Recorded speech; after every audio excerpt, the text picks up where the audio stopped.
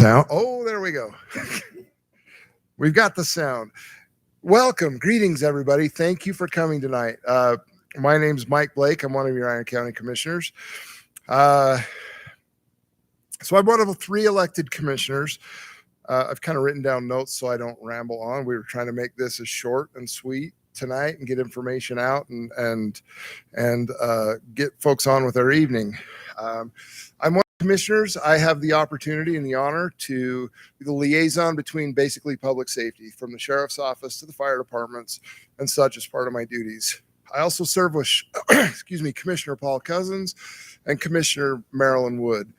As we go through this process, it's important that you understand that we work together as a commission. Everything's going to be our decision. Tonight, I'm simply the mouthpiece for the rest of the commission. I just want to take a second and talk about our statutory requirements as a county to have to have a county jail. The law requires that when people are incarcerated for whatever that reason may be, it is our responsibility as the county to provide that housing and provide that facility. We've gotten a lot of questions by email, from social media, and we're going to try and address many of those questions tonight.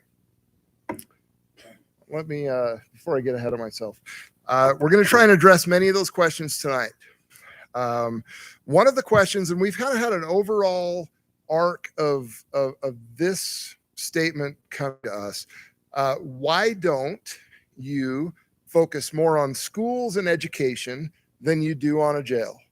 The easy question is schools and education fall under the jurisdiction of the Iron County School District, who are their own taxing entity. If you think of 2 pots of money for food, or money for education and money for a jail, they're completely 2 separate buckets and 2 separate silos that don't cross over. That's why we're not focused on building more schools. It's simply not in our jurisdiction. The way that things are going to go tonight, and I'll tell you this. As a commissioner, when I was elected, I had no idea that this was going to be a topic that we were going to have to address. I've been a law enforcement officer here in Iron County for 26 years. I've worked for the Iron County Sheriff's Department. I've worked for Bryan Head Marshal Department. The bulk of my career was spent with the Cedar City Police Department. And now currently I work part-time for the Enoch City Police Department, kind of helping them stay up on investigation. 6 years of experience, we've grown. I've been in and out of our correctional facility, our Iron County Jail, for those 26 years, and there is a need for it. I'm not going to belabor that because we're going to talk a lot more about that tonight. This is something, as commissioners, this is painful for us. Several different reasons. This is a lot of money. We are a very fiscally responsible county, a very fiscally conservative county, and pride ourselves on that. Currently, the county's out of debt. We don't owe any general bonds. We're in great financial shape. We're probably in better financial shape than any other county in the state of Utah, and we're very proud of that. We have come to a critical juncture where this is no longer do we need it, do we not need it? We're basically at the broken arrow stage now as far as our facility and our needs. We'll talk about that a lot later. Tonight, in addition, so tonight, I'm going to come back to that real quick. So this is the format for tonight. We're going to have 3 speakers up front. They're not going to take a whole lot of time. First, we're going to start with Lieutenant Shalon Shaver. She's going to talk about what the jail is, how it works, and why we need a new one. We're going to then turn our time over to the Iron County Auditor, Dan Jessen. He's going to talk about how big of a facility do we need and how much is it going to cost, basically. We're then going to turn our time over to the Iron County Planner, Mr. Reed Erickson, and he'll talk about potential sites and site evaluations and what we've done so far to try and determine those issues. We'll go to that point right now. Following those talks, well, we'll go to that point. But let me come back to this slide just briefly. Tonight is a public information meeting. We are going to lay everything out. We're going to tell you exactly where we are in the process, and we're going to share with you everything that we have. Now, with that in mind, so this is a process that's been ongoing for about 4 years now. If you've had an opportunity to look at our budget, the public information in our budget that have been put out for about the last 4 years, there's been a line item on there of new jail, basically. We've had numerous public hearings about that budget, and to be frank, not one person has shown up or had any input in that process until recently. This is the first informational meeting, and we are not set in stone. We haven't got a plan in concrete. We don't have a site in concrete. This is our first informational meeting. With that being said, we're going to provide information. We are going to allow time at the back end of this meeting to we're going to take live questions and do our very best to answer them. We will be out of here tonight at about 7:45. That's kind of our drop dead time of the time that we have the room scheduled. We will be completed at 7:45 tonight. In the future, we have an open house and public hearing February 22nd at Festival Hall in room 7, starting at 5 p.m. That'll be a great opportunity to come. We'll have some displays. We'll have some more information by then that we don't have tonight. The commissioners will be there. There'll be lots of people there to ask questions. We'll have a good amount of people there that can address different issues. March 14th, we have another public hearing. This will be part of our regular Iron County Commission meeting. At that time, we hope to have enough information. It's a possibility that we'll make a decision on at that time, March 14th. We're hoping to have enough information that we can, many reasons for that. That will be the Iron Commission Chambers, Parowan, 10 a.m. At the end of this presentation, this slide will be up again for that information. So with yes, sir. Written comments. Thank you, John. In the hall here, there's 2 election boxes. There's also paper. If you have written comments or questions, we would love you to write those down and just stick them in an election box. We have election boxes because we have a lot of election boxes, and we brought those to throw the comments in. Also, it's not on this slide, but if you look throughout the night, there's an email address on the footer of most of these slides, clerk.group@ironcounty.net. That's been a clearinghouse for information. All of the questions and comments that have come into that are then organized and dispersed to all of the county commissioners and other officials that are in this process. So please, comments and questions to either those emails. If you want to write them on a paper tonight, fantastic. Every single one of those will be reviewed by all of us, and we will do our very best in future meetings to answer some of the questions that we don't get to tonight. But we're going to do our very best to get through as much as we can tonight. So without any further ado, I'm going to invite Lieutenant Shalon Shaver from the Iron County Sheriff's Office to the stand to get us going. Thank you.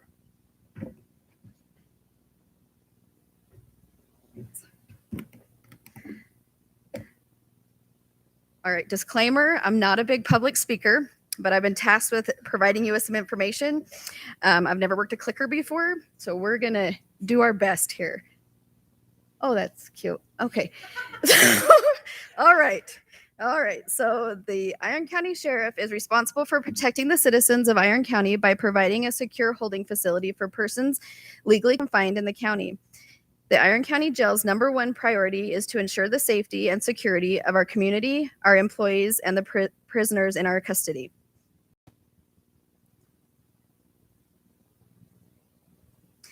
The corrections profession traces its roots back to the earliest beginnings of civilization. In more recent times, the Iron County Sheriff's Office can trace its origins back to the Iron Battalion, which provided protection for the Iron Mission settlers of Parowan and Cedar City in 1851. Like all small frontier towns, it wasn't long before a city jail was needed. First space was rented in the basement of the tithing house, and later rooms were rented in the basement of the Ward Hall building. Eventually, Cedar City built its own jail located at 45 East Lincoln Avenue. The city and county buildings were later erected on the site of the original jail in 1943 and torn down in 1987. The old city jail and the old Iron County jail were located where the current parking garage is located in the Cedar City town center. Parowan used to have a separate jail located at the Parowan courthouse as well. In 1987, the building that currently houses the Iron County Sheriff's Office and jail was built. This was completed through a cooperative financial agreement between the state of Utah and Iron County due to increasing and anticipated needs of the county, and was titled the Iron County Utah State Correctional Facility. This was an innovative concept at the time to have a state and county co-owned facility, but this was a direct benefit to our community by alleviating much of the financial burden of building a large jail that would serve us well into the future, which it has for 35 years. As our community continued to grow, more space was needed within the jail to house our local county inmates. In September of 2002, the county assumed sole ownership of the jail. In order to meet our agreement with the state and not cause the community additional financial burden, the newly appointed jail commander approached the U.S. Marshals with a proposal to house 70 federal inmates on contract, utilizing the space vacated by state inmates. The agreement with the Marshals enabled the county to fully purchase the building from the state of Utah by 2013. During that time, we also contracted with the state of Utah to house 10 state inmates who would work as culinary, laundry, and maintenance workers.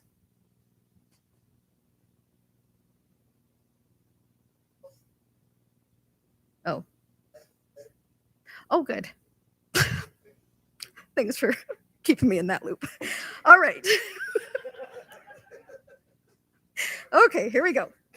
All right, what type of inmates does Iron County currently house? County inmates are arrested in our local communities, detained awaiting trial, or serving sentences of 1 year or less. State inmates have been convicted of a felony within the state of Utah and ordered to serve their sentence in the Utah State Prison. Iron County Jail Administration must approve contracted inmates after they have been evaluated by the state prison and have earned and been assigned a lower classification level. The state of Utah reimburses Iron County for each day a state inmate is in our custody at the amount of $61.03. Also, the state provides transportation and medical care for their inmates. Federal inmates have been charged with a federal crime and are housed short-term while going through the court process. They are then transferred to a long-term. Okay.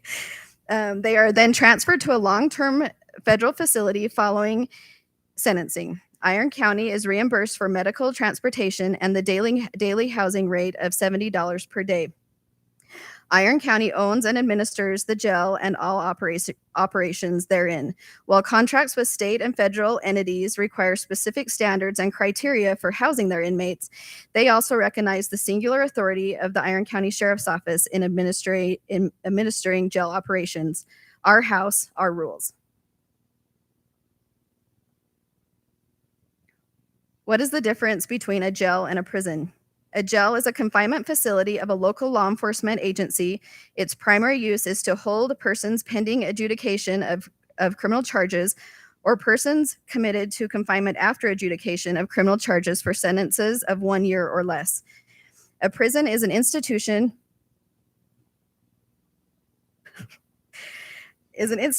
under federal or state jurisdiction. Its primary use is for the confinement of individuals convicted of a serious crime. Sentences are usually in excess of 1 year in length or a felony. Prisoners are released directly from the prison at termination of sentence or on parole supervision at the discretion of the Board of Pardons and Parole located in Salt Lake City.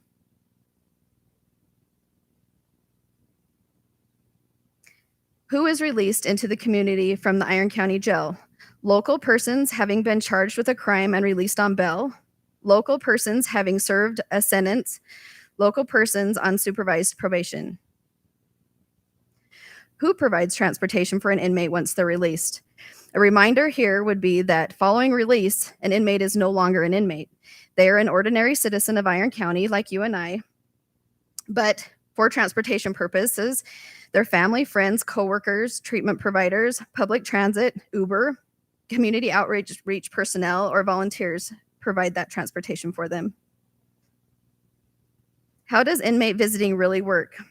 All visits are conducted electronically via video monitor. Most are conducted from the comfort of the visitor's home to an inmate located at a kiosk terminal in our housing units.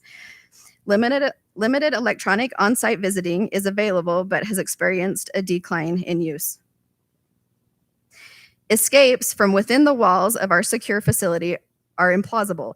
However, our highest level of security risk to our deputies and the community is during inmate transport. The Iron County Jail currently transports to multiple courts, medical and dental appointments, the state prison, and other county jails. Our current building issues. Our existing conditional use permit restricts additions to the jail. Even if all current restrictions were removed, we would have troubles in building to the west because of an irrigation culvert 10 feet from our existing parking, building to the east because of the new public safety building and 20 feet from their parking, to the north because of public buildings and we are 20 feet from their parking.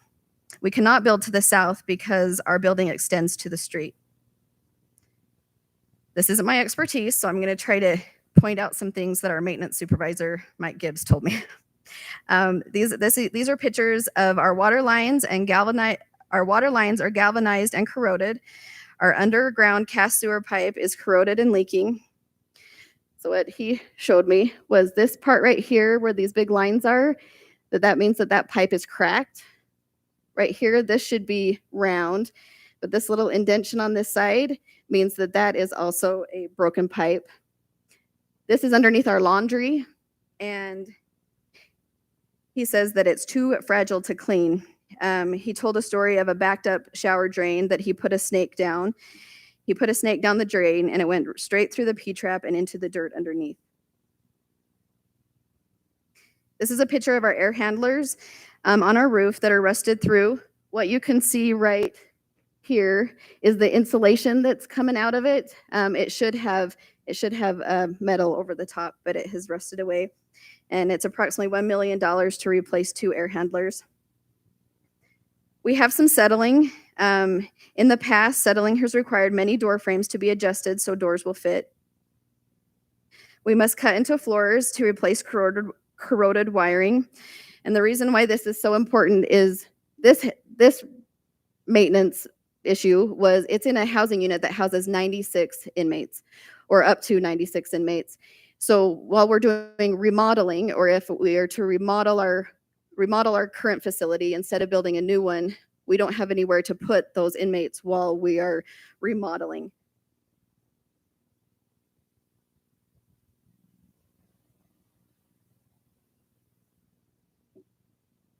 How do I push play?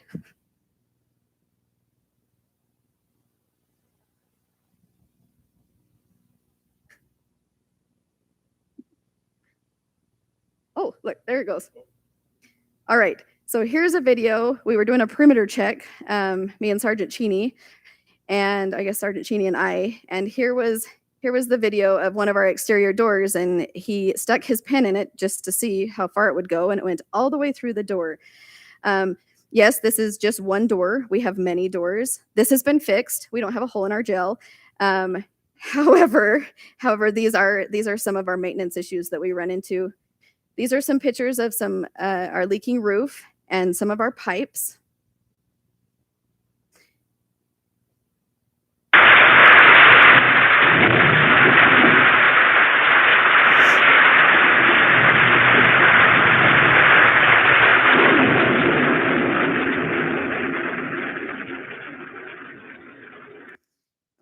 So, sorry, there was the video.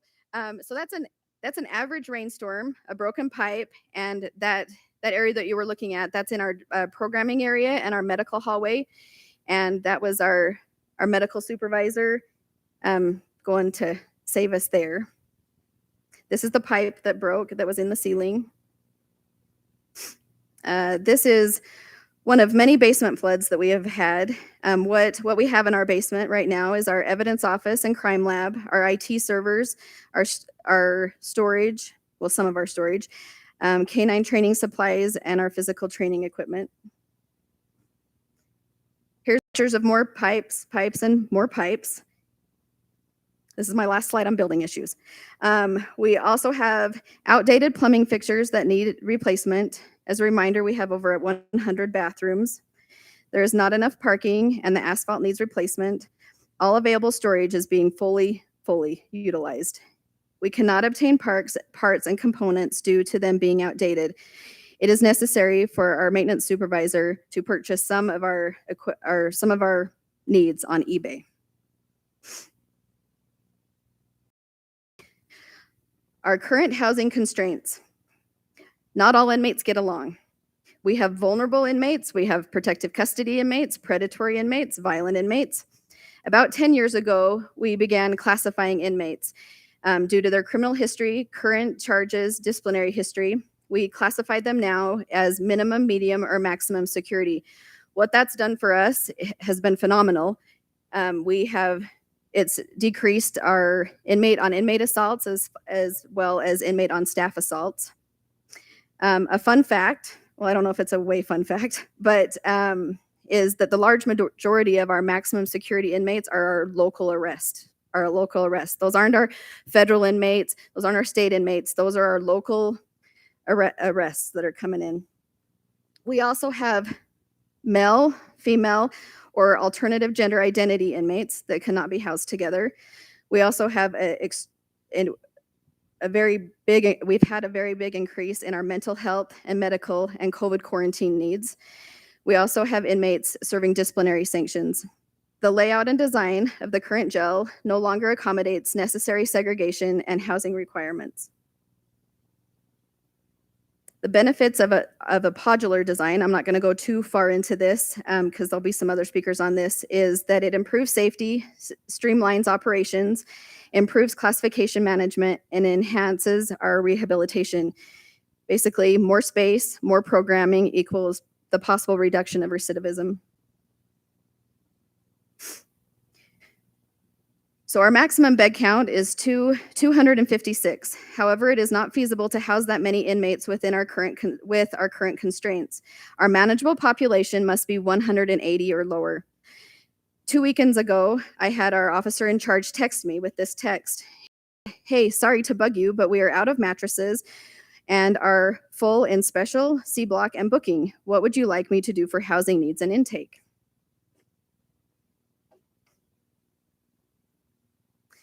So some innovative housing solutions to date that we have is we have changed multiple classrooms, a lot of our storage areas, and our gym into bunk housing. Bunk housing is bunk beds all in the same room. They aren't in a single cell with two beds. Our booking area, the picture that's shown here, that used to be a bathroom. It's now being used as a cell. There's a room next to it that used to be a bondsman's booth. It doesn't have a toilet, water, nothing like that, but we use that for housing. What a booking area should be used for is short-term arrestees. However, we currently use our booking area for medical observation cells, female maximum security, and or quarantine cells. So our greatest needs is a more efficient layout.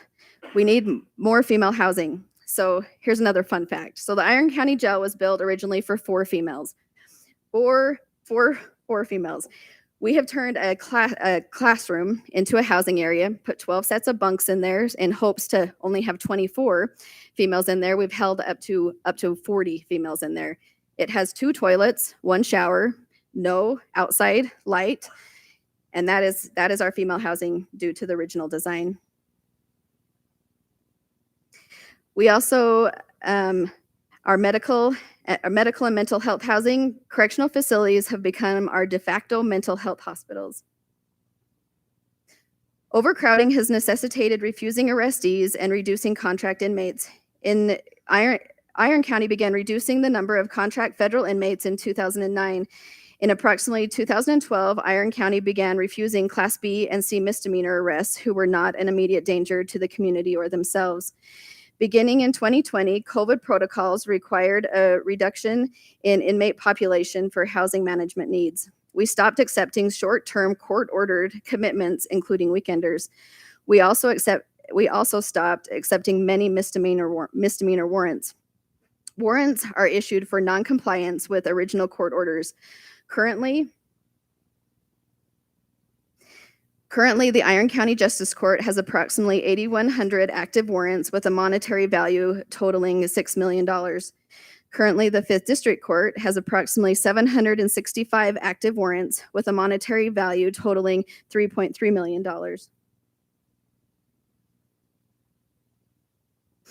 10 years ago, the level of crimes that the Iron County Jail was able to accept was much lower than they are today. Without the availability to house more inmates, what level of crime will we not be able to accept 10 years from now? I'm just going to finish with 3 thoughts. If law enforcement officers cannot enforce the laws and criminals know it, what good are the laws? If the criminals we are turning away with no consequences were instead tunneling under the jail wall and walking away, would it make a difference on how you feel about this situation? And the most important issue at hand is every time we refuse an arrestee, we redefine the level of crime that is now acceptable in our community. Thanks.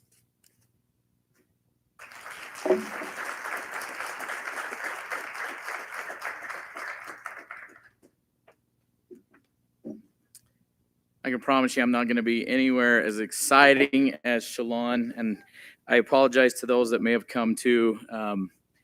We had an administrative meeting, and the public was interested in coming, so it was about 2 hours of me doing graphs. It was administrative. It wasn't a public meeting, but I'm going to be at 15 minutes or less. I'm going to talk about some of those things, but not a lot.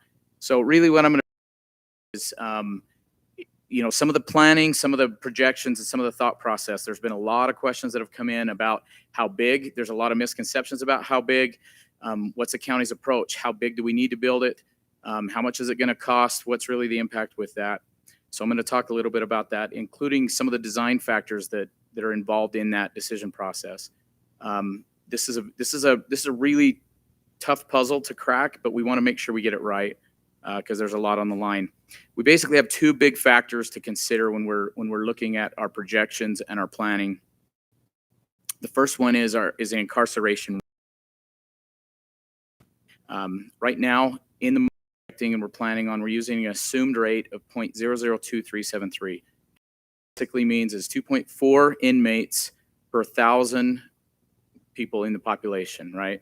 So Iron County we just barely topped over 60,000 people.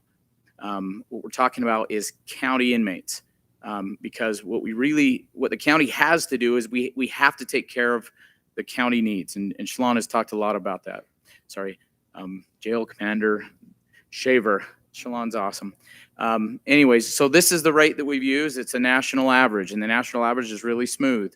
The incarceration peaked in the country right around 2007, 2008, and it slowly started coming down just a little bit. The 80s were pretty bad as well. But as far as the county's incarceration rate, it's a lot more volatile. It varies on a daily basis. People want to say, how many inmates do you have? There's inmates checking in and out on a daily basis. We have the county inmates are coming in, coming out. We have a few state inmates. They're here for the remainder of their sentence. We have federal inmates are very temporary as they come in and out. But it's constantly revolving. It's affected by things that are beyond the county's control. This is what's important for the public to realize. We have to take the inmates that are being arrested for the crimes that are on the books, right? We really don't have an option. It's one of the main functions of the county government. There's things like legislative impacts. I don't know if you guys have ever heard of the JRI, which is the Justice Reinvestment Initiative. This passed in 2014. Sheriff Carpenter can tell you all about it. This is basically where they decriminalized certain drug offenses and things like that. This was kind of an idea that the state was trying to reduce the number of inmates with the idea that they would provide some rehabilitation stuff. Well, they never really provided the rehabilitation money for the rehabilitation. They just decriminalized some of the things. Well, that did have an impact. They could undo that tomorrow, and it would impact how many inmates that we take. They could pass different legislation to decriminalize something else or to make something more criminal, and we would have the effect. We would basically bear the brunt of the effects of that. Increasing population density. How long does it take to drive across Cedar City, right? We're becoming more and more urban, which comes with a different crime rate and different impacts like that. And so the point here is that when Cedar City PD, when UHP arrests somebody on I-15, when any of the local law enforcement agencies arrest somebody, the county has to provide beds for those inmates.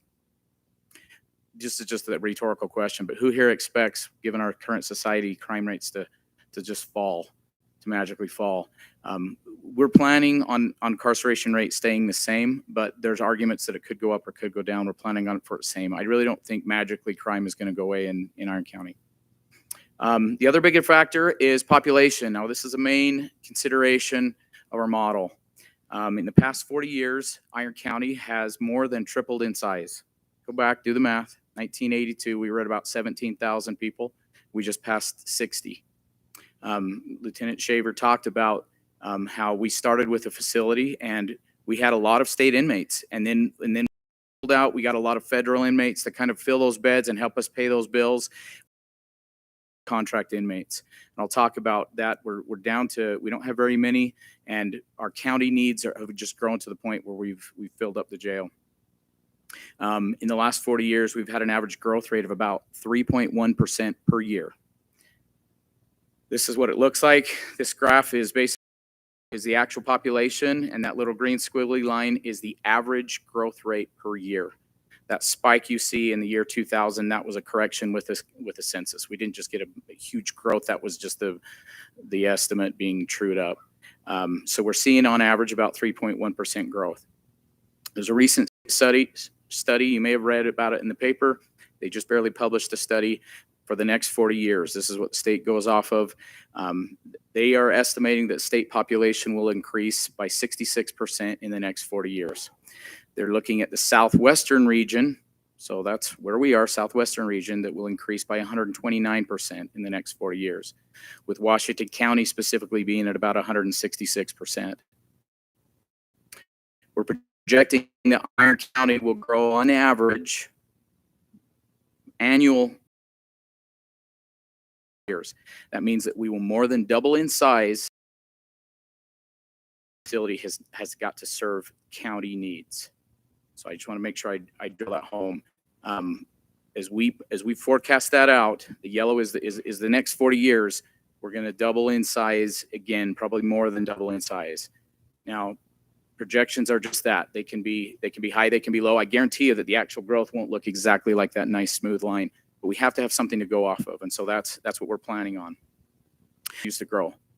If we build it too big, we won't be able to afford it in the short term, right? And there's a lot of people are saying, how big are you building this thing, right? If we build it too small, then we're going to run out of space before we have really gotten the useful life out of this building, right?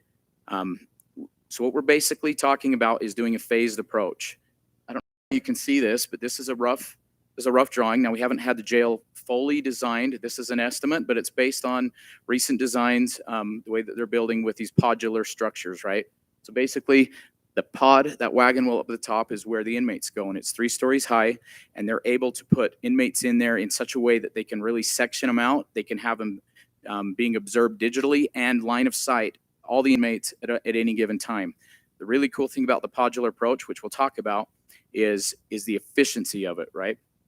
What we're talking about is building one pod facility now, which will handle our needs for approximately the next 25 to 30 years. With that growth rate that we're talking about, we're going to need to add a second pod when we need to. That's kind of an approach it's not too big too soon, which is expensive, and it's a pay-as-you-go approach, right? It's affordable as we go. The cool thing about the pod design is you build your building and you stub everything out so you're ready to go. Now, we've had a lot of debate internally about whether to build 2 pods right out of the get-go, whether to build 1 pod. and we're still talking about that. The problem is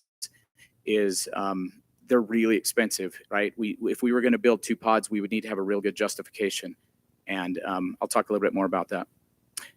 The other thing I want to point out, now this is talked a lot of people have said, why don't you remodel your current facility, right? Our current facility is constrained by land, like literally, I think it's 4-point-something acres.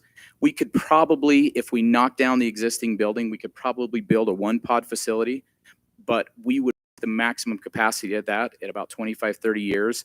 And now we would have to find a new site before we have really gotten the function out of that building. If we can get a site that's big enough, we can expand to a 2nd pod when it's time. We could even potentially expand to a 3rd pod.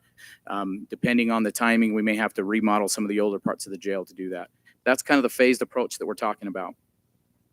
And there's a lot of talk, there's a lot of questions about contract inmates. And Shalon talked about that. This is basically the county's approach. We need to build what we need for Iron County, right? We know we're going to grow. We know we have growth. So we're going to build a facility big enough that will take care of county needs. Now, we're going to want to fill every additional bed we can with an inmate that's either one of the lower class state inmates. And when I say lower class, I mean safety, nonviolent, stuff like that. They can help us with our overhead, right? Once we activate this facility, we're basically going to be at almost all of our cost there, just to open it. The variable costs like food and some of those things are very small factor. Once the jail is open, it has to be fully staffed 365 days a year. All of the routes have to be covered. Everything has to be up and functioning. The kitchen, security, transportation. Just because we have maybe 50% county facilities doesn't mean that we can shut down 50% of the jail. Once this jail is open, we have all the operational costs. So if we can get some contract inmates to help us with that, I like to use the carpooling example. Think of in your personal life, if you're driving to work every day and your neighbor approaches and says, hey, how about I jump in your car and I'll cover half of your gas, right? You still have to go to work.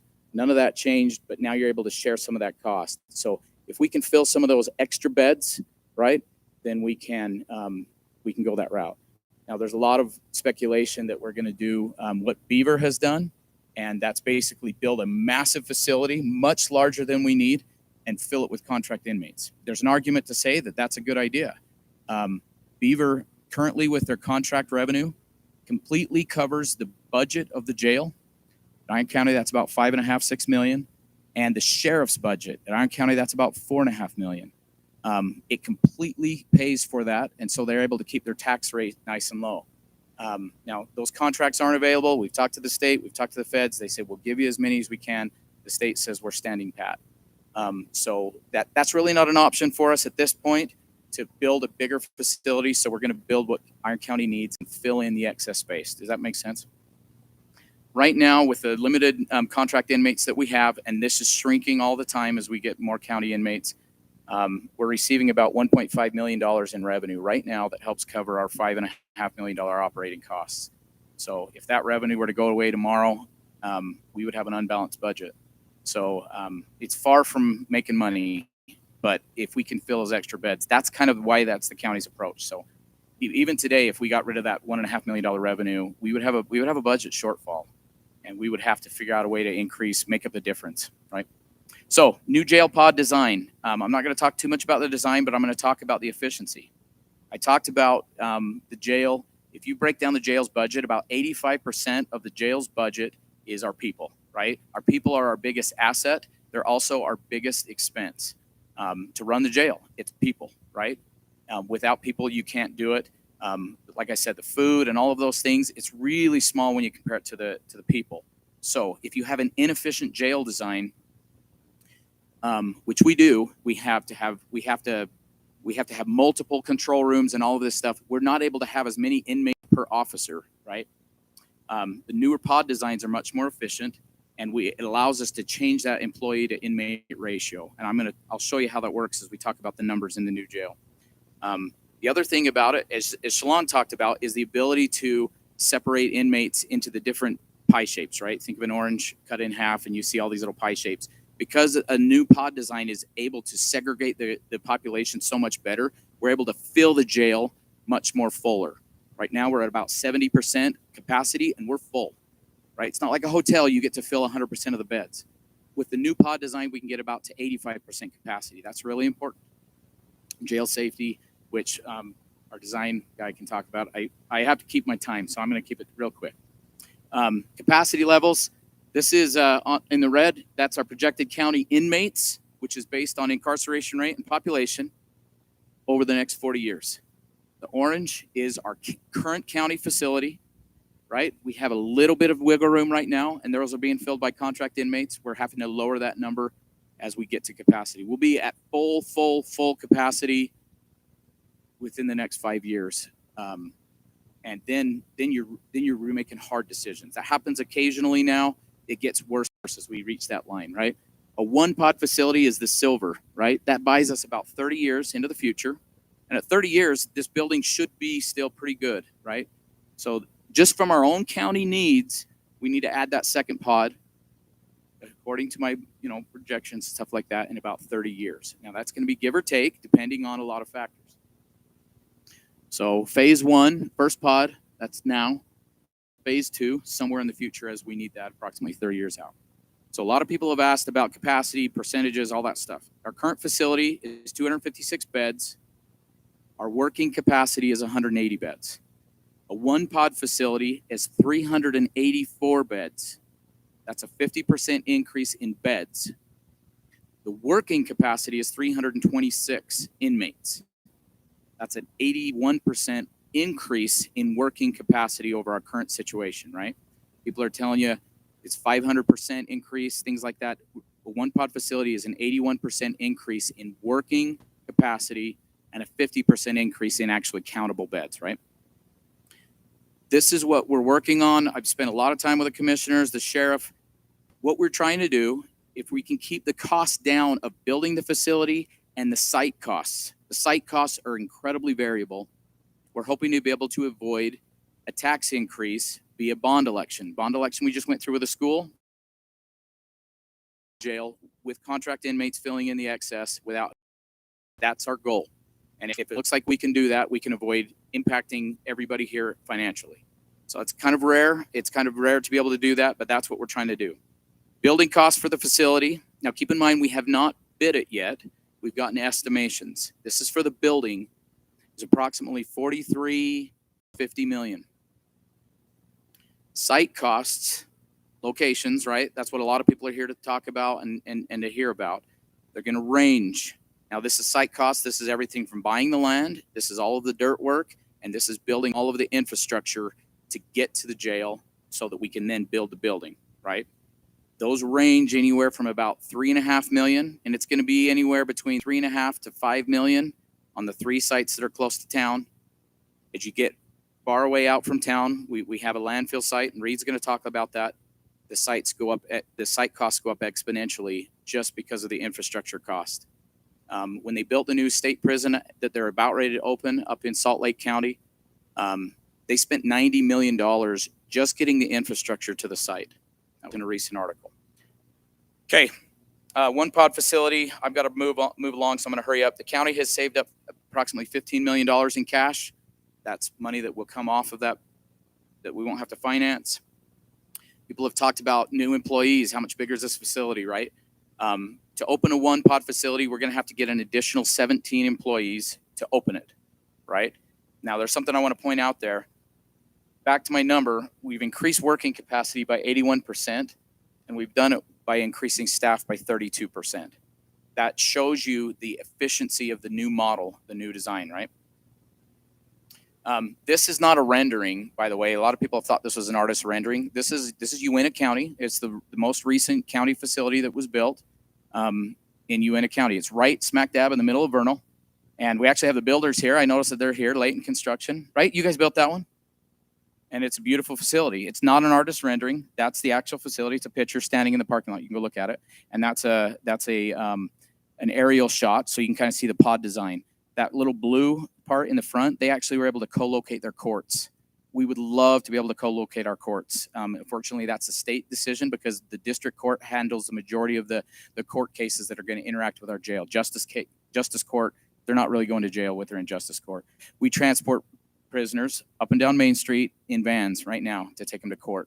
So if we can incentivize the courts to co-locate with us, we can cut way down on our transportation costs, and we can increase safety, right? That's where there's a lot of safety issues, is in transportation. In order to do that, we need to be as close to town as possible. That's the state saying they will not go to a remote facility. So these are just factors to balance, right? Okay, phase 2, I'll be quick because I'm running out of time, will be triggered by one of 2 scenarios. One, the county hits its population, we're out there 30 years, and we absolutely have to have it for our county needs. The other possible scenario is the state approaches us, which we frankly expect them to, right, Ken? They have built a new facility that's smaller than their old facility. Now, how does that make any sense? They're betting on JRI, right? Well, if you look at Colorado, Colorado was one of the first states to legalize marijuana and a lot of the drugs, right? Well, violent crime went from being below the state average, below the national average in Colorado. It's now, there was an inflection point, and it was about 2014 when they legalized most of the stuff. You saw that their violent crime actually has passed, on average, the statewide, right? So the state put a lot of money in, and they bet, and they built a smaller facility. So the state says they're fine because they have a lot of state inmates in county facilities.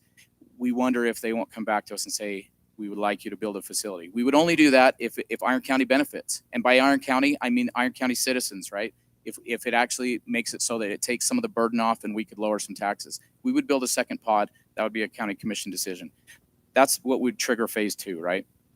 Okay, real quick, and I'm done. People have asked about the old facility. What are we going to do with it? These are some of the options we're considering. Tear it down.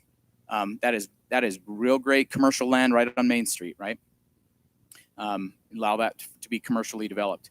There's some talk about remodeling the facility for a different use, right? It's one thing to remodel it to try and make it a jail. It's another thing to actually tear down the housing and use the office facility in the front, or to remodel with dorms or something that doesn't need all of the plumbing and all of the technology that is outdated in the jail. You could actually use it for dorms or something like that, for Canyon Creek or Care and Share. We're looking at some options like that, or possibly a receiving center for mental health.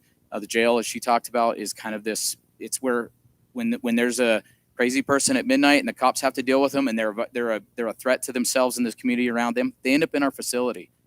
So there's some talk Washington County has a mental health receiving center, or another county use. Other ideas, if you got great ideas, bring them to the county. We want to do something with that building. We're committed to not let it turn into another old hospital, right, where it's just a blight. We want to get the highest and best use out of the facility. That's my time. Turn the time over to Reed.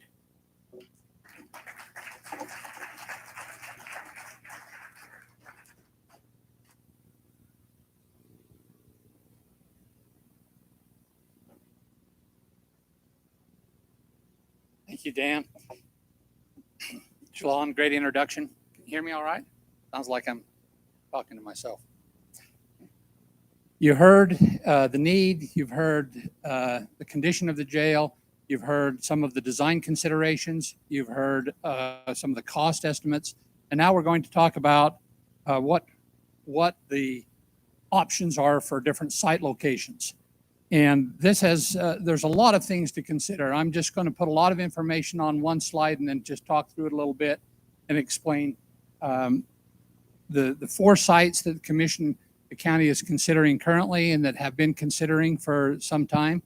Are 4 sites outlined by the map here, with the far west site at the current landfill. Moving in closest to town, center of town is off of Lund Highway, is the Smead site. That's the site that we had considered most recently. The site up on the north interchange is what we're calling the Auto Mall site. That's just where the Auto Mall design was for the car dealerships to move out on the north interchange. And then they were never built there. And then the far north side is the North Enoch site that we'll refer to. What we did was try to do an evaluation of 9 consideration factors. These 9 are identified on here, and they were all compared to each other. So they weren't given a numerical value per se as a score, and they weren't weighted. They were just identified and ranked from the lowest and least desirable to the highest most desirable. So if it got in range from a -3 to a +3. So we gave it a value of 0 to 3 positive or 0 to 3 negative, depending on whether it was a large burden and a cost to the county or whether it was more beneficial than in another site.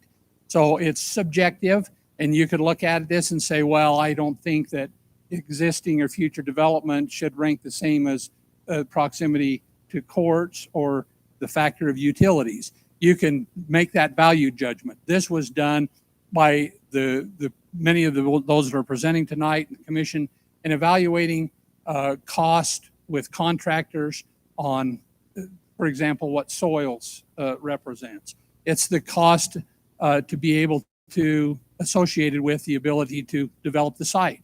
It's going to take a lot of over excavation, or it's not going to take hardly any. What are the proximity to materials to that site for the soil condition that exists there? And so we simply ranked those against each other. So briefly talk about what some of those factors would include as we look at location. Medical facilities identified 4 proximity factors.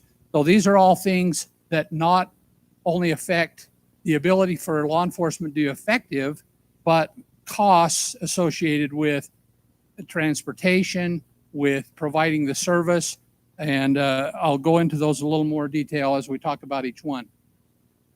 I wasn't aware going into this discussion about how many inmates before they're booked in to the correctional facility have to go to a medical facility, and what has to occur there and how much time that takes, and the transportation between that medical facility, whether it's the hospital or a mental health facility or a dentist or wherever that may occur, and back and forth from the medical facility. So that becomes a travel and time component that it's important we consider as we look at future sites.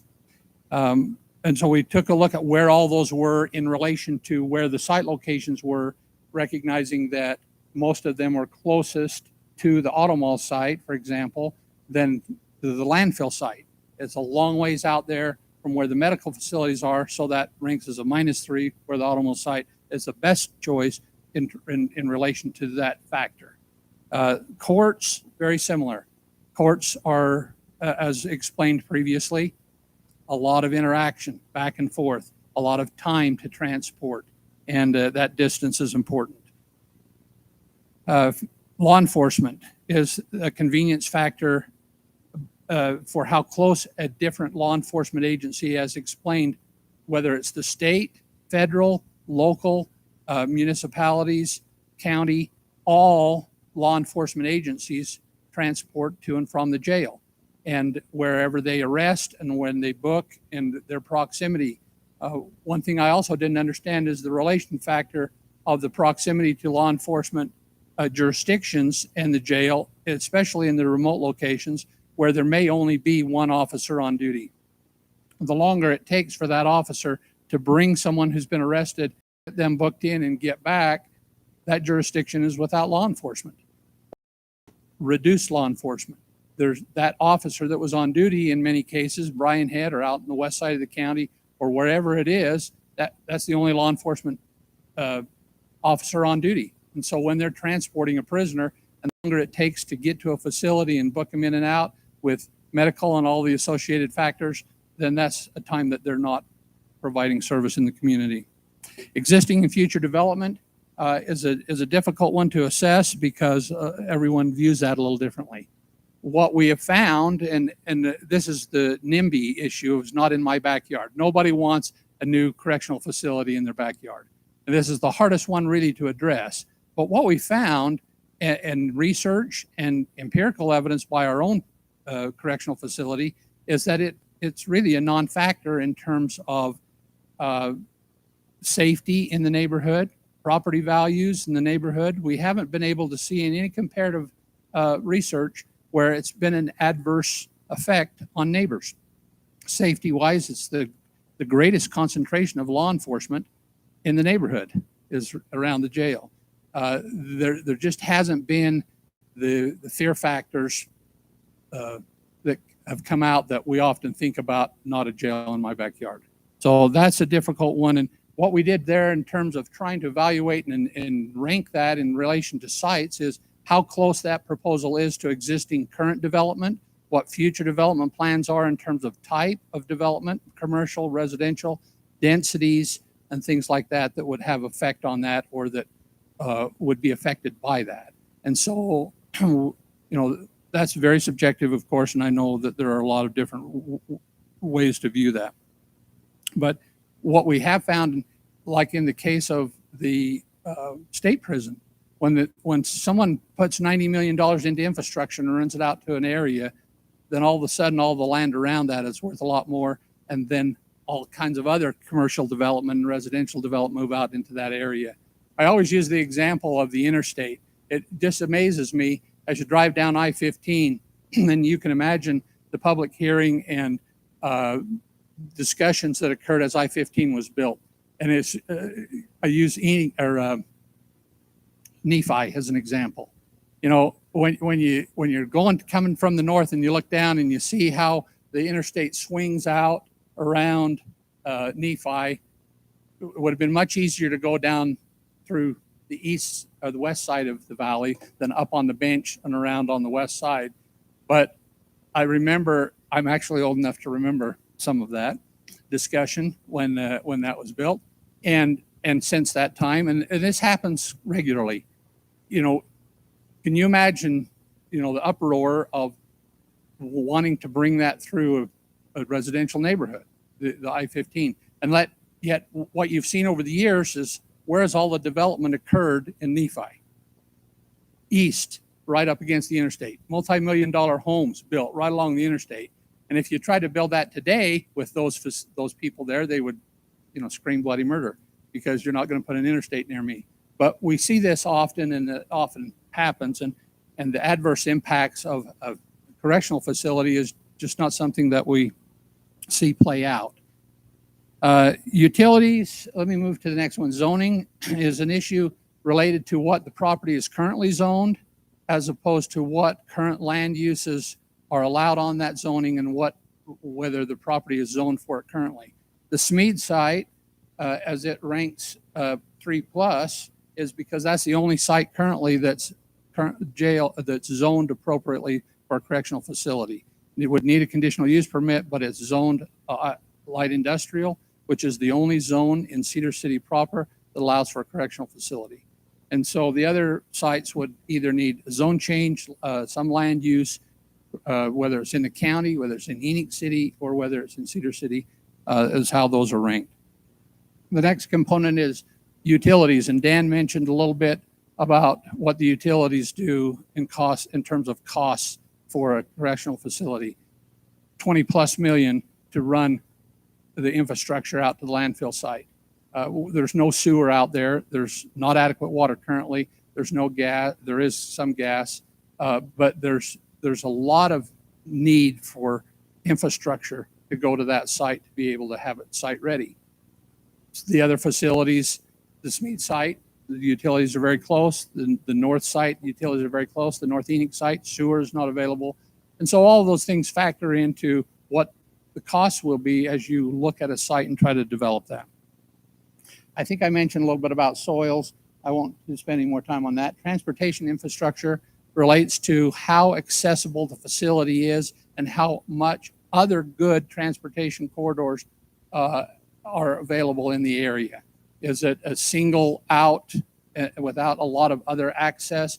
The north interchange site ranks the best because you've got a main street and an interstate and an interchange, and there's good access, all aspects of that. Some of the other sites don't fare quite as well. And then acquisition costs range a lot. We don't have a specific cost for each site. We have estimates based on appraisals and realtor estimates and what the market is in some of those areas. Most of the property owners we've spoken with, and of course the county owns the landfill site, so that makes that the most desirable in terms of acquisition costs, just acquiring the property itself. But we took things into consideration of the availability of the property, asking price, of course, and options related to trading properties and what options there might be for a property owner on any of those particular properties. Again, no necessarily, excuse me, no weighting to any of these. They are just an evaluation and comparison against each other. There were a number of other considerations given, but they, like expandability. Does the site have the ability for future growth, adding a second pod or things like that?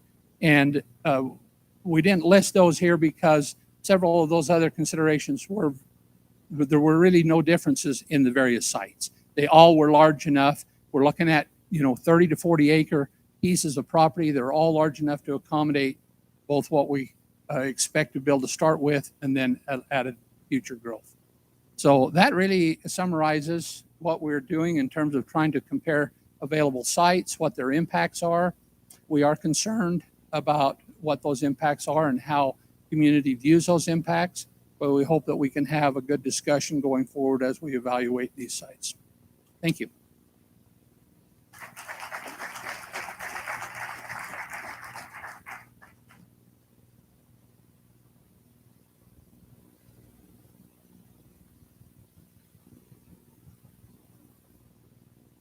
Okay.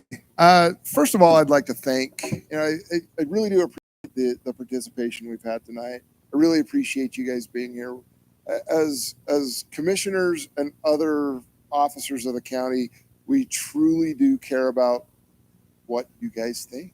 And to have such good representation here tonight from our community, it's fantastic. And we really thank you for that. I'd also like to take a second to thank Southern Utah University and especially the Levitt Center for Politics and Public Service. They're our sponsors tonight and our hosts, and have made it possible for us to have this facility, to have this meeting tonight. We've got representation from just about every municipality. We have elected officials. We have appointed officials. I really want to thank them for their time that they've taken out of their schedules to be here tonight. Really thankful for everybody that's been involved in getting this together. I'd like to introduce Mary Weaver Bennett, who's the director of the Levitt Center for Politics here at Southern Utah University. Ms. Bennett is going to act as our moderator for a panel discussion. The panel discussion is going to include the following. Myself as Iron County Commissioner, Ken Carpenter, who's our elected Iron County Sheriff, Chief Darren Adams from the Cedar City Police Department, Marshal Dan Benson from Bryan Head Public Safety, Mr. Tyler Melling from the Cedar City Council, and Mr. Rob Cottle, who's works for Babcock Design, knows a lot about building jails. What we've done in the format for this, so over the past few weeks, you have emailed us on, we've provided an email site to the county. We've also taken things from social media. The questions that are going to be posed to the panel tonight come directly from you. We haven't changed the questions. We haven't reformatted the questions. We have literally copied and pasted the questions out of the email into this panel discussion. We're going to get through as many questions as we can down that list until 7:30. At 7:30, we're going to stop the panel discussion and we're going to open the meeting for live questions from you guys. We have 2 microphones in the room. When you want to ask a question, please raise your hands. We'll bring the microphone to you. Let me welcome to the stage Mary Weaver Bennett and ask our panelists also to come and take a seat. We will go from there.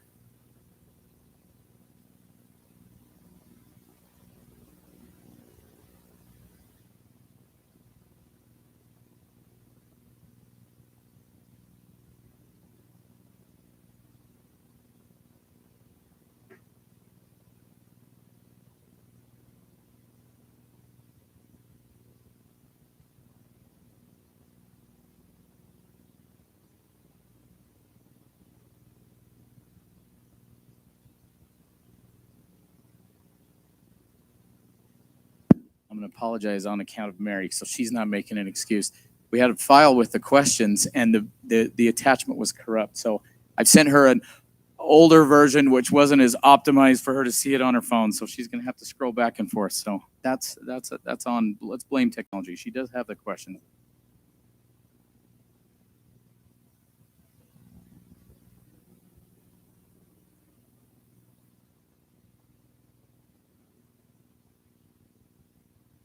If she calls Tyler Scott, that's because Scott was going to do it. And now it's Tyler.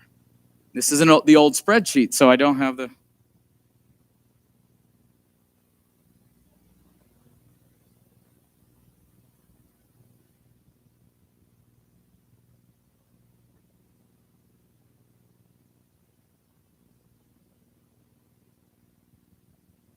All right.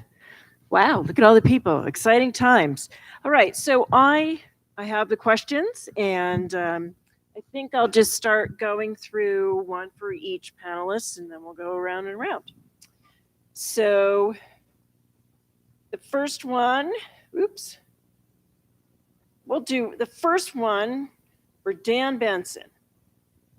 From Tom Demogines. Why is such a large facility required for Iron County when prosecutors statewide are not incarcerating criminals? Good question. I think Dan Jessen kind of explained that really well, but I can address to it too. You know, as population increases, a larger facility is definitely necessary, and also so that we can house those people that we're picking up on the street with warrants and things like that. Currently, it's difficult to bring people into our jails when we find them with warrants and things like that. So we need a larger facility so that we can house them. I also think it's great to plan for the future. I've had some experience with this. In 2012, Brian had public safety build a new public safety building. And we kind of did a similar thing. We went around and asked a lot of questions, went to other people's facilities, and they said, plan for the future, build larger than you think, because when you get into this in 5 years, in 6, 10 years, whatever, you're going to have to add on, and it's going to be an enormous cost to you and your community. So make sure you are really planning for the future. I talked to here locally, the Cedar Fire Chief, and he explained that their additions were so much more expensive. If they had just put those in the original facility, it would have been much wiser and much better use of local tax dollars. Thank you. The next question is for Mike Blake. Christine Barsky, and you've had a lot of backlash about the selection of the county's future jail site because you haven't been transparent up until this point. This is a small town. There are enough realtors around to know what the county was likely going to pay for the Smead site. Per many realtors, this was an inflated price. I feel that the Smead site is logistically a good location for a jail. However, it sounds like someone or some group were going to personally benefit from the purchase of this property. Let me wrap my head around that really quickly. Okay, specifically, let me speak, I guess, specifically to the Smead site and give you a little bit of history about the Smead site. Like I said when I introduced things tonight, this has been a process that's been ongoing for about 4 years now. We have looked at numerous pieces of property. We've actually met with numerous property owners, property around Iron County, in discussion of the possibility of selling or what that might cost. We've been at this for a really long time. Some of the things that we were looking for is something 30 to 40 acres to facilitate what we needed to do. Specifically, the Smead property came to the attention of Dan Jessen. In all of his extra time as auditor, which is none, Dan continued to kind of look at different options. The reason we looked at that facility in the first place was because of proximity to town. It was the correct size, and it's already zoned for light industrial, whether that's a jail or a slaughterhouse. Those uses are allowed on that property. When we contacted the realtor, we literally went for a ride, looked at the for sale sign on that piece of property, and contacted that realtor that was representing Smead on that sign. We did end up putting down a down payment on that, earnest money to hold it while we evaluated not only it but these other sites. We got a really good deal on that piece of property. There were no inflated costs. In fact, it's not appropriate to talk about that, but we were offered the price that we negotiated was a great price that would have really benefited Iron County. There was never any discussion of lining anyone's pocket. In fact, the price was not only not it was not big. It was a lot of the other options that we're looking at would have property. Like I said, we've been looking at this forever. This is literally, and I made this comment in commission meeting several times over several different meetings. When we finally had enough information to share with the public, that's what we're here for tonight. We have some preliminary designs. We have some options for sites. And prior to this meeting, we really haven't had any of that. And moving forward, we're going to have more public meetings. We're actually going to have at least 2 more public hearings where we can take question and comment a lot better than we can tonight. But we're going to do our best to do the best cost effective for the citizens of Iron County. We're not going to tolerate any inflated real estate prices. And we're going to do everything that we can from here on out to address the transparency. One more thing, because we don't want to take a whole lot of time on each question. We do have, if you go to ironcounty.net, there will be a badge on the website just for Iron County jail information. I don't know that there's anything there yet, but the video of this meeting, as well as all of the information from here on forward, will be published to ironcounty.net. And there will be a button right on the front page of jail information. So as we get the information, it will be published real time. That's how it's going to be in the future. Thank you. Thank you. Dan Jessen, I think I need your thumb to open your phone.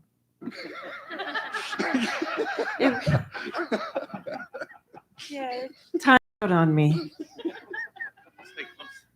Thank you. There we go. Thank you. Thanks.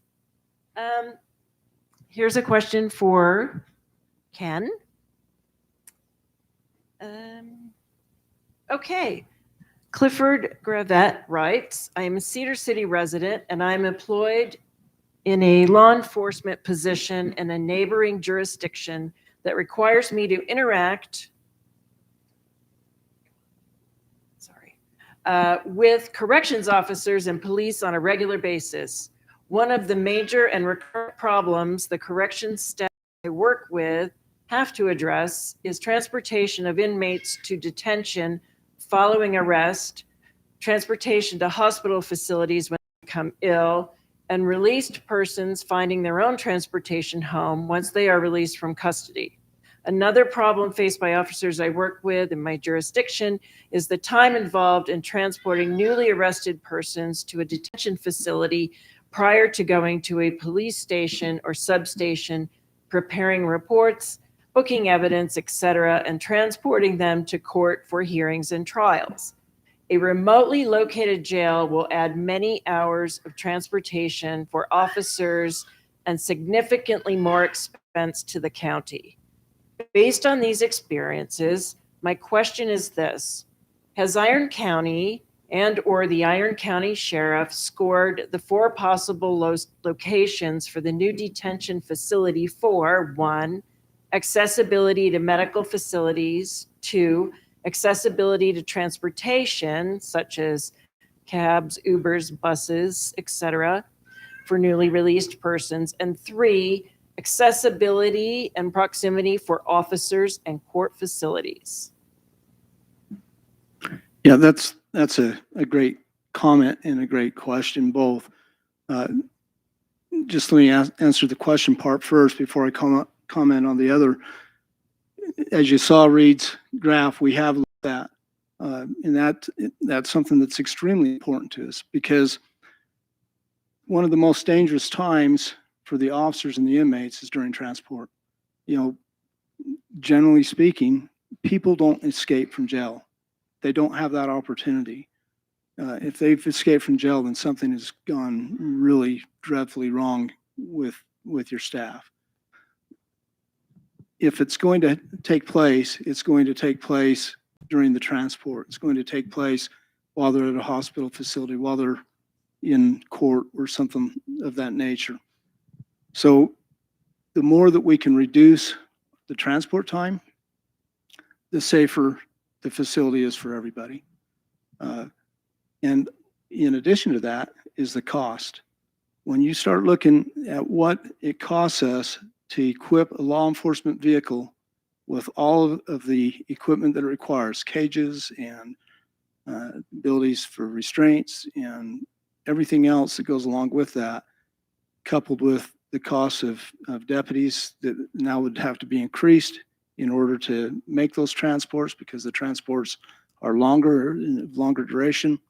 When you start looking at fuel costs, at the mileage put on those vehicles, that becomes a huge cost and a huge concern to the sheriff's office and to the county commission, quite frankly. As far as the other things that he was talking about, you know, part of the reason that we're looking at 40 acres is, as Dan had already talked about a little bit earlier, is our goal is to try to get the courts to build right by us, so that we can minimize that threat and minimize those costs. The only way that's going to happen is if we're in close to where the courts want to be. One of the things that's interesting to me is when we start looking at the need to be able to hire deputies to work in the correction facility, is what does that look like when you're in close to town as opposed to a remote location? I just met with the inmate placement officer for the Utah Department of Corrections. He told me that right now, currently, the Utah Department of Corrections is down about 424 employees. 45 of those are from the Gunnison prison, and the remainder are for the new prison. They cannot hire people to go out and work in the new prison. So even when they open up the new prison, it's only going to be a portion of the facility that's open, because they can't get anybody to go out there to work. We don't need to have that same type of problem here in our county. Thank you. Next question is for Tyler from Ingrid Ackerblom. Where will the jail be sourcing their water from? There is already low pressure on the storage above Fiddlers. Will they put in an additional water tank to accommodate this need? So they will, if they're in city limits, get their water from the city as far as the supply. Now, if it's a city location, and I think only 2 of the 4 sites are city locations, that would be the Auto Mall Drive near the Fiddlers area, and then the Smead location. The other 2 would not be in city limits, so that would be a different water system. But those 2 in city limits, they would need to hook onto water. And to the extent that adds an impact on our system, there are other fees and upsizing of infrastructure that would need to take place in order to make that happen. Next question is for Darren.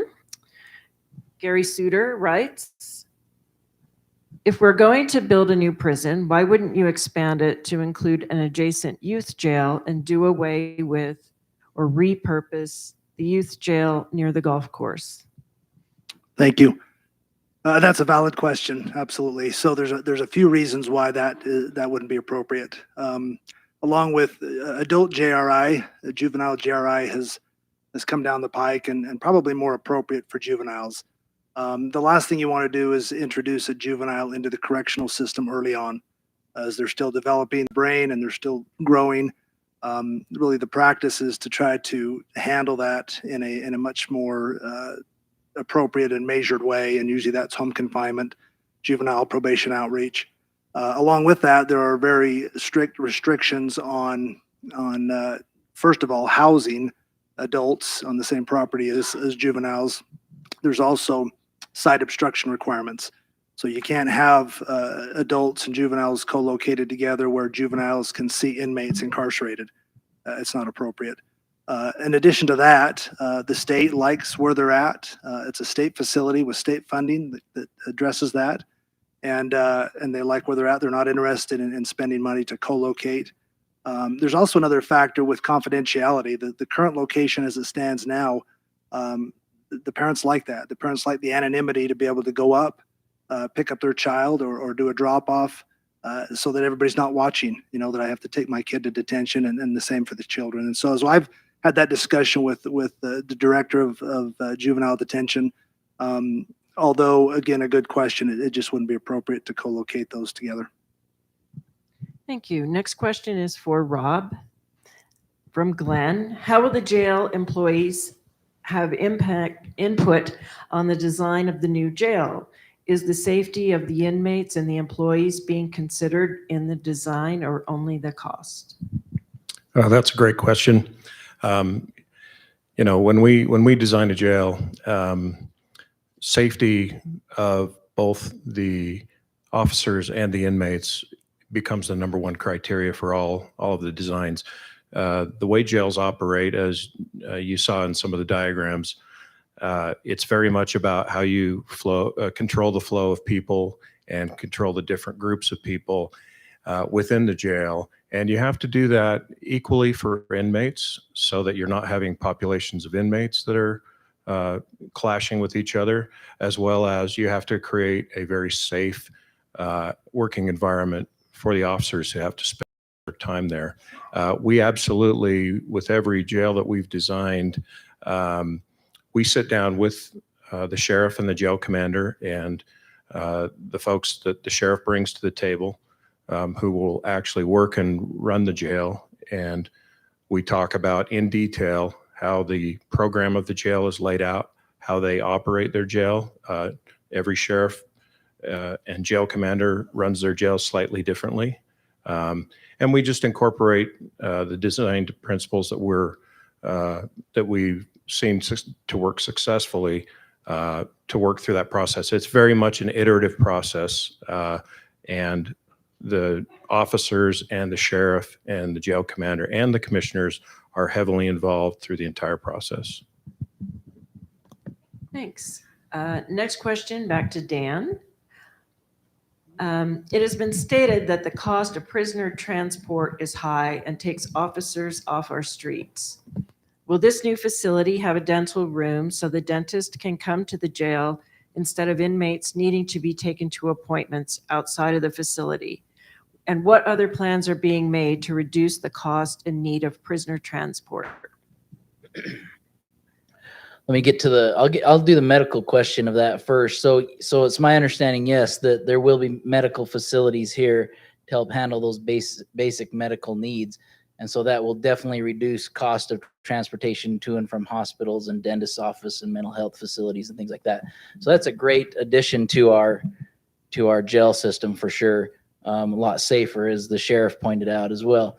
The other part, and I appreciate the opportunity to speak on behalf of rural Iron County police departments, transportation to and from a jail. So if you take like Brian Head, for example, I have one, maybe two officers on duty at a time.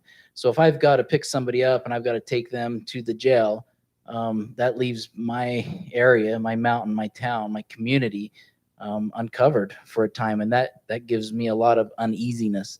So I get really worried when I think about that. So even at the current location, which is pretty ideal for us central in Iron County for not just myself, Parowan PD, Enoch, Cedar, Iron County, West Iron County, Canaryville, it's really central. So that's a good thing for us, but it is a long period of time for us. It's not just a run in and drop off. So that transportation time is really essential when we start considering where we're going, and it affects our entire community. So I appreciate the chance to speak to that, and the county is considering, at least taking that into consideration as a location for the jail. Thank you. Mike Blake, you are next. How will the committee decide which site to move forward with? Is neighborhood pushback the real deciding factor? And is a decision not to move forward with the Smead area based on the number of people complaining? Wrap my head around that one again. You get all the good ones. So, moving forward, the Iron County Commission in its entirety, with the auditor's office, the clerk's office, our planning office, will incorporate and have up to this point, from the meetings here on out, we're going to involve all of the law enforcement in Iron County, all of the department heads from all of the agencies in Iron County will have a place at the table to have these discussions. We know that we are not going to find the perfect site that everybody just falls in love with. We know that there are concerns, and there's going to be pushback from every site, and we understand that. We have to base our decisions on what's best for Iron County, for what's best for all 60,000 residents of Iron County. That's what our responsibility is. Now, we are going to take into consideration and have moved forward greatly. As you saw Mr. Erickson's presentation, those things are really thought out and also very objective. And we're going to approach this decision with objectivity. Of course, we're going to take into consideration what neighborhoods feel. To talk about, and it's not fair at this point, I think, to talk about specific sites. The Smead site is not off the table. We did rescind our earnest money offer because there were some time constraints, and there are other factors there besides public outcry.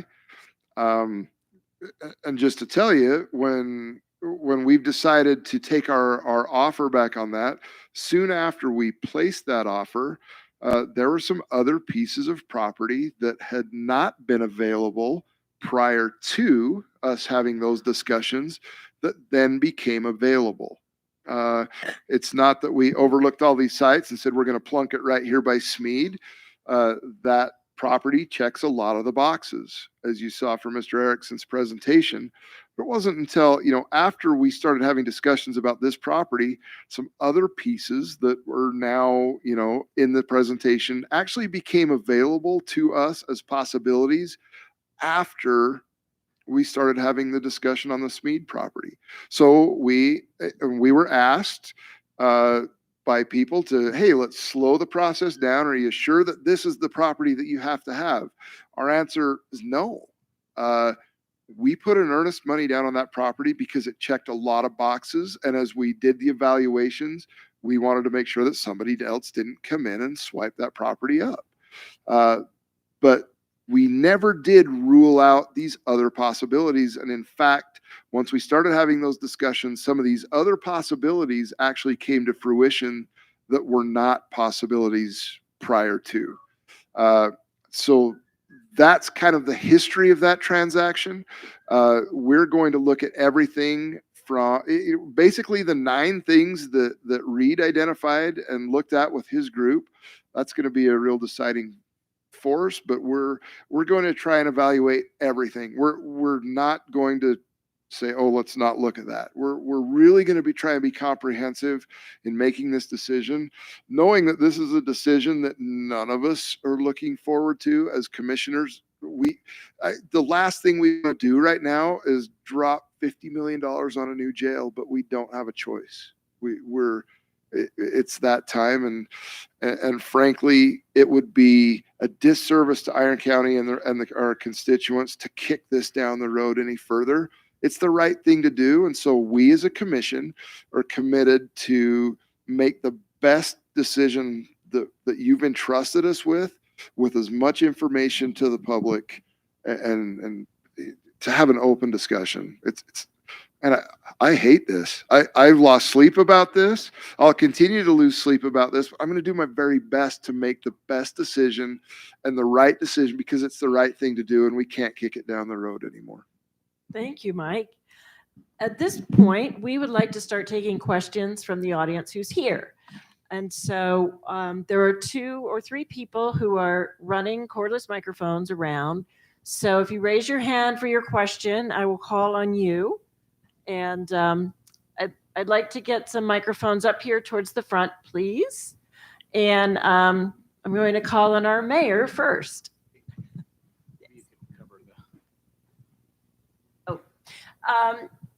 Right. So just a few rules of civility. Address your comments here to the moderator and not to any other individual. And we wish that we will not be repeating ourselves. And so we'd like to have questions that don't address what we have already spoken about.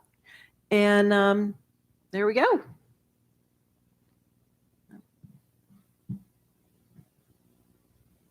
Hello? Oh, there it goes. Hi there. Well, if you'd asked your panel, I probably would have not chose me. I was told I had 20 seconds to ask a question, and that was the maximum. So the question is, why wasn't the existing site considered? You had 4 other sites that were there. Why wasn't that considered? And what effect do you think you'll have if you put a prison on the North Interchange when everyone is dying to have additional commercial retail opportunities on the north end of town?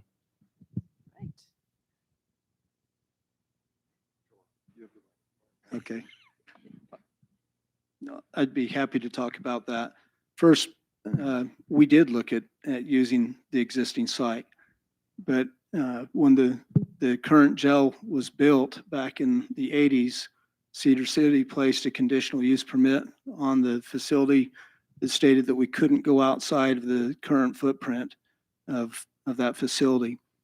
We looked at remodeling it, but the fact of the matter is because of the design of it and because of classification standards and different things like that, the facility just does not meet our needs any longer. It's too small right now. As they pointed out, is we can house up to maybe about 184 inmates currently. Right now, we're at 177 inmates.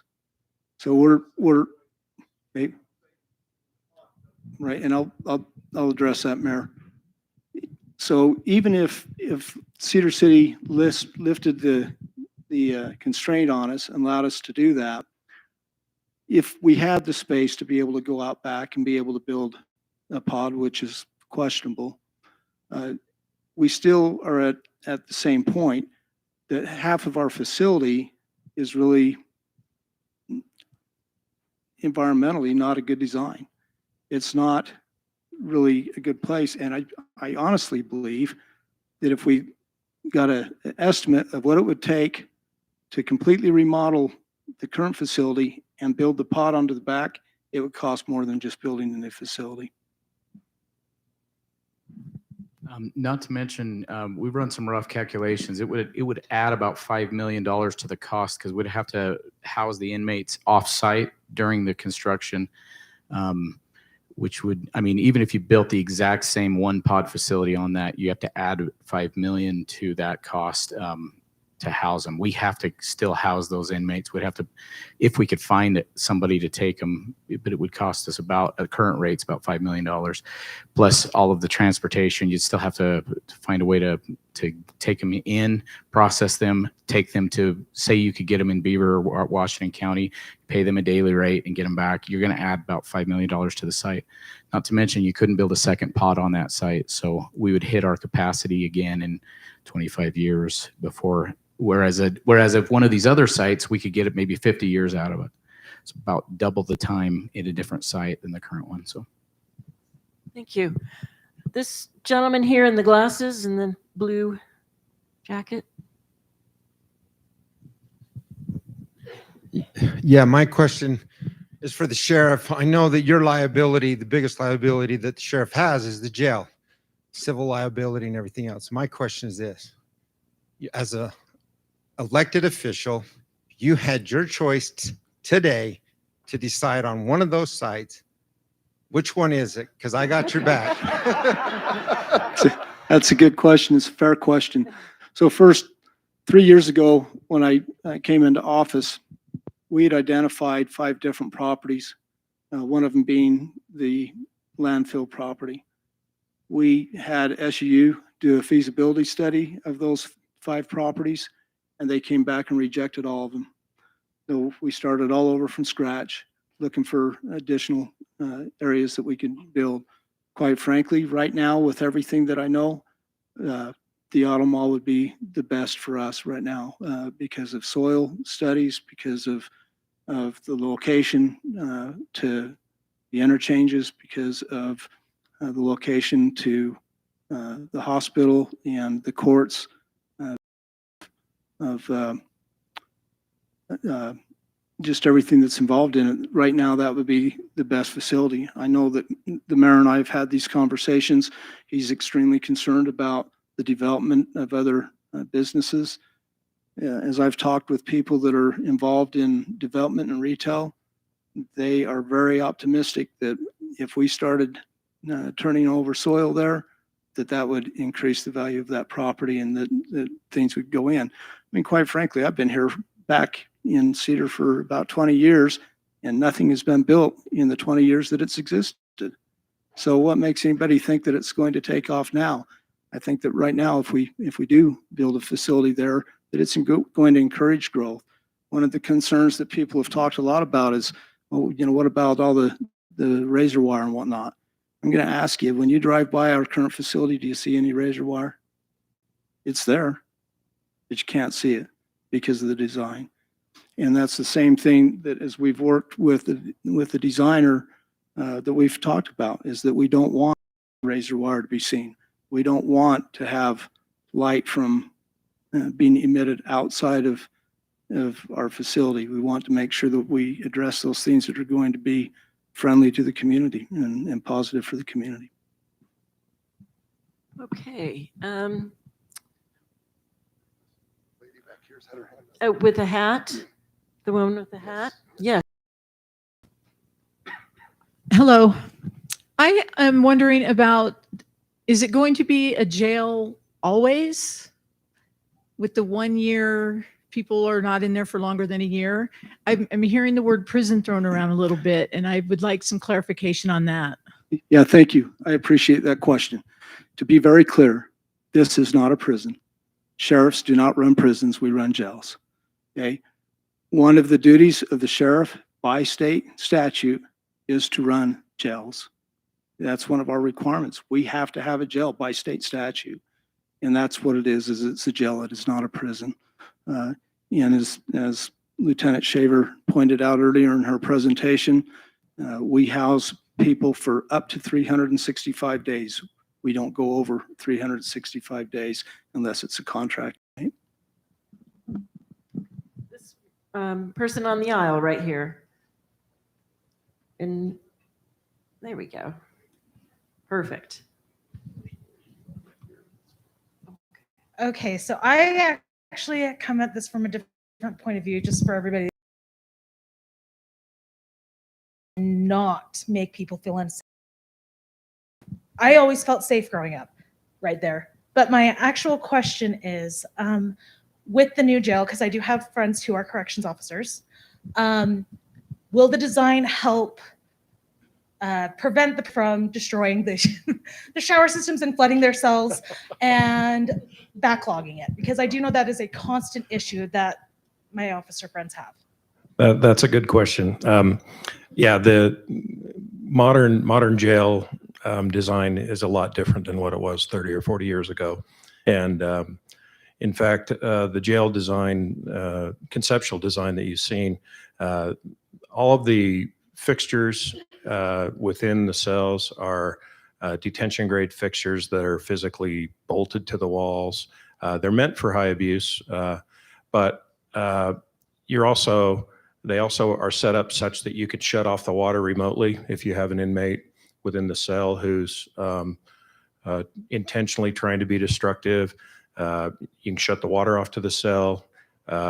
You can, there's also sewage grinders that come with, that are attached to the plumbing of the jail, because believe it or not, inmates will flush pretty much anything down the toilet that you can imagine. But there's also a penalty for doing that. And one of the things about being incarcerated is there are opportunities within a jail for inmates to do jobs within the jail so long as they behave themselves. And working in the kitchen, working in the laundry, helping in cleaning up the jail, working in the yards. Those are the sorts of things that inmates of lower classifications and higher trust levels who have earned that from good behavior are allowed to do. And the lines of sight that are created, the glazing that's in the day rooms and in the doors of the jail pods or the jail cells are such that there aren't blind corners. People can't hide behind something and start destroying something without being noticed. So it's very hard for somebody to get away with long-term sort of abuse. And the officers are protected in numerous ways through different layers of security, both from the cell to the day room to even the corridors are broken into chambers so that the management of inmates is such that it reduces significantly the risk of inmates acting out and potentially harming officers. So as you can see, Rob is very knowledgeable. Rob has made a long commute to get here, and he won't be able to properly be to all these meetings. There was a whole bunch of questions that came in via email talking about sound, talking about light pollution.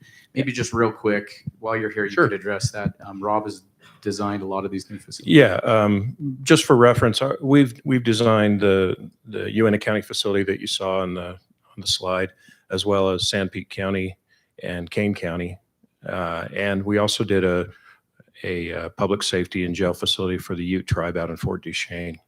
And so we actually specialize in doing jails that are in the more rural parts of Utah. And one of the things that comes with being in a remote or a more rural population is, the skies down here are beautiful.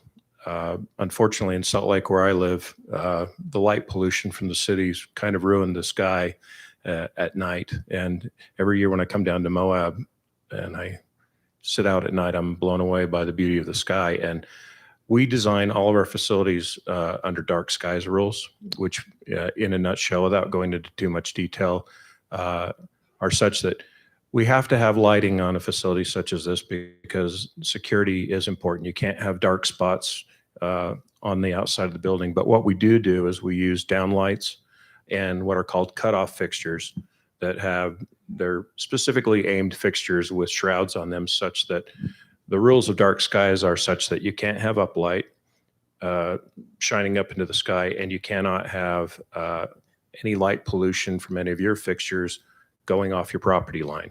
So we take great care in designing the facility such that that doesn't happen. From an aesthetic point of view and, even an environmental point of view within the jail, some people believe that because you're in jail, you deserve to be there and it shouldn't be a five-star hotel. These are not five-star hotels by any stretch, but you'd be surprised when people see Uintah County, they say, wow, that's awful nice for a jail. It's way nicer than it should be. But you need to remember that it's not just the inmates that live in these jails. The officers spend hours and hours in these jails. And the quality of the environment, access to natural light, facilities where you feel safe, where you can see where you're going, where you can see potential threats and deal with them without being surprised by them. That's very important for both of those folks. And the other thing that we try to do, and we're not social engineers by any stretch, but new jails have a lot more program space in them. Many jails have utilized their kitchen to train the inmates to get their food handlers permit so they can go get a job when they get out of jail. There are other ways as well for inmates to learn skills. We have classrooms. We have kind of a universal chapel so that religious services can be brought to the inmates. There's classrooms and training rooms for education, as well as mental health and drug and alcohol treatment. So the jail of today isn't like the jail we all grew up with, but that's a good thing because they're built much better, they're built much more durable, and they're certainly much safer.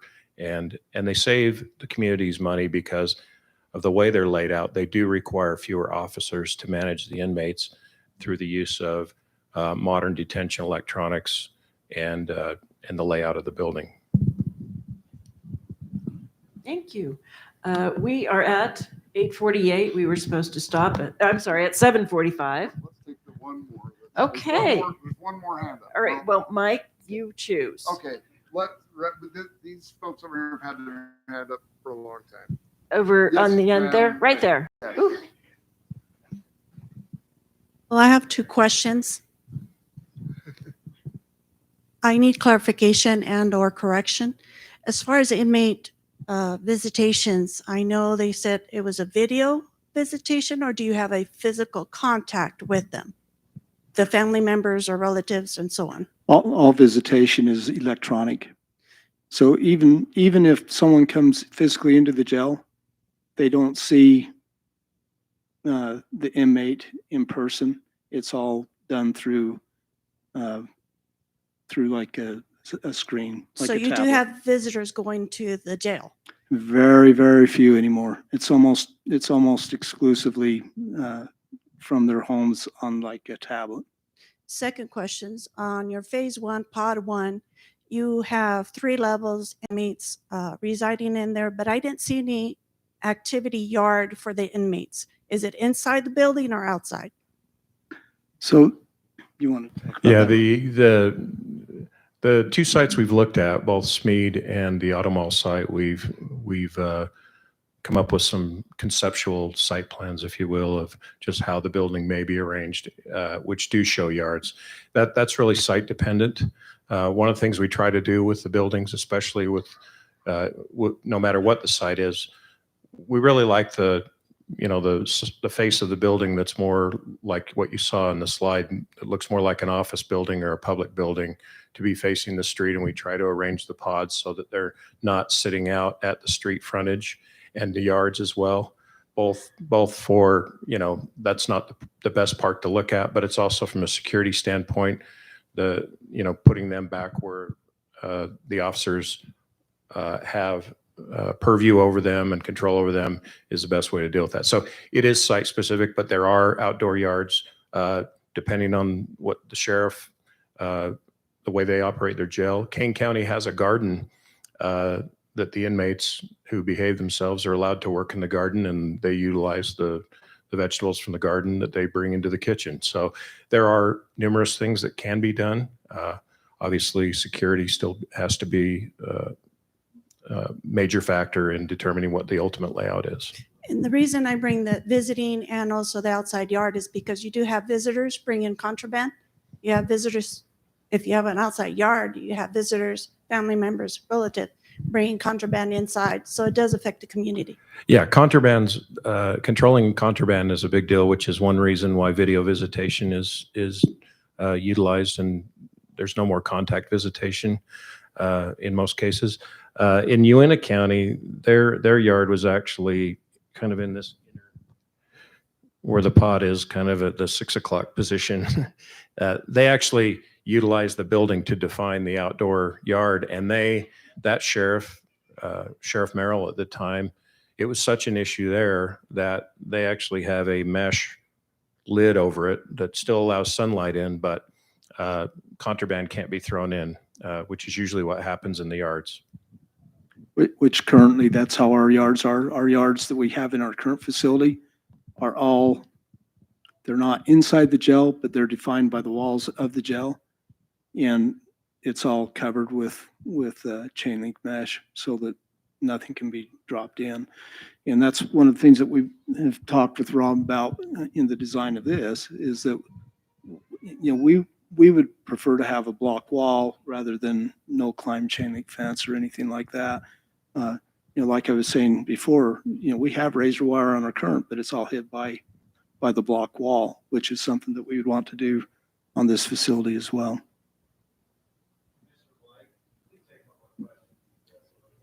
Absolutely. Yeah, you bet. Absolutely.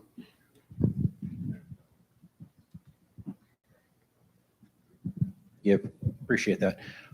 With the percentage of inmates currently in the current facility that we have that are contract, how many, or what percentage are actually contract? How many have been there for more than 365 days? Shalon, do you know the exact information on that? I can tell you this is currently we have 9 state inmates and about 46 federal inmates. We've asked the U.S. Marshals today to reduce that to 36 inmates, so that we can have more space for warrants and other arrests in the county. If the guidelines as well as the mission of the sheriff's is under 365 days, keeping them local and different things like that, how is this facility not turning into a prison when you're taking on contracts in order to facilitate the monetary incentive to help run the facilities? Right. So like, for example, the federal inmates are all short term. They're usually about 90 days. Because what happens with federal inmates is they've already been convicted of their crime and they're just waiting for sentencing to go to where their future home is going to be at a federal penitentiary. So we are a temporary stopover for them, so that when the federal housing is assigned, that they can be sent to their federal housing for their long-term stay. As far as the state inmates go, the state inmates are a little bit different. We contract with the state inmates for a period of time, and usually they come down for program opportunities. You know, so like if Beaver offers a particular program, then there's inmates that want to go to Beaver County or Kane County. Give you an example, Kane County houses about 5 county inmates and about 120 state inmates. Okay, but we're by far less than that.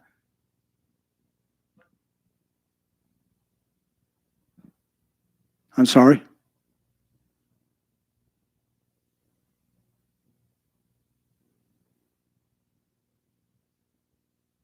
What commitment does the sheriff's department have to stay within those limits in order to contain rather than having grandiose ideas and expanding? Because when you have contracts, inmates, for what I've seen, you know, the money is an incentive in order to expand. It also exacerbates the influx, which creates a capacity issue. And so what I want to know is why we talk about 1, 2, possibly 3 pods. That's when it's starting to become a prison. It looks like a for-profit business model. And so I want to know what the sheriff's commitment. So what we're looking at is we don't want to have to raise taxes. We want to be able to pay for the facility without raising taxes. So if we have, so for example, if we build 1 pod, that's about 380 beds approximately. So if our current commitment for, or our current requirement for county inmates is say about 200, then that leaves about 180 beds that are still open. If we can fill those 180 beds with contracts, then that's a tax burden that doesn't have to be placed on the burdens of the shoulder, or on the be placed on the citizens. We want to be able to make use of the space to pay off the facility without it being a burden to the community, if we can. As our growth continues to grow and as our needs for county inmates continues to increase, then we begin reducing the contracts with state and federal and fill with county inmates. When we get to the point that we have to do something different, then we have to do something different. Does that answer your question? One quick thing to keep in mind too is that the inmates that are our contract inmates that go to these county facilities, these are state inmates that would otherwise need to be housed at the state prison, which from a taxpayer burden point of view is much more expensive than the per diem that they pay the county jails to house the same inmate. So in a sense, they're not trying to create more inmates to make more money. These are inmates that the state is already having to deal with and already by statute having to house. And by doing this, they're able to farm them out a little bit to some of these other communities. It becomes an opportunity for the community to help offset the costs of their corrections while still not increasing this burden of your state taxes that you pay by paying the $90 or $100 a day that it costs an inmate to stay at the state prison. All right. Thank you very much. We're going to cut questions and cut this meeting off tonight. We've got people that need to that have some travel time to go home, and we need to respect the people that are working here at the facility and get them home. On the screen, these are additional public hearings. Also, please email us. We've given you the email. Please write comments on the cards. Especially if you leave your contact information either by email or on the contact card, we can reach out to you as well. And we will do our best to do that.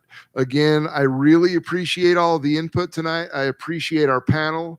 Appreciate Mary. Thank you very much. And we will move forward. And thank you again for your attendance tonight. We appreciate it.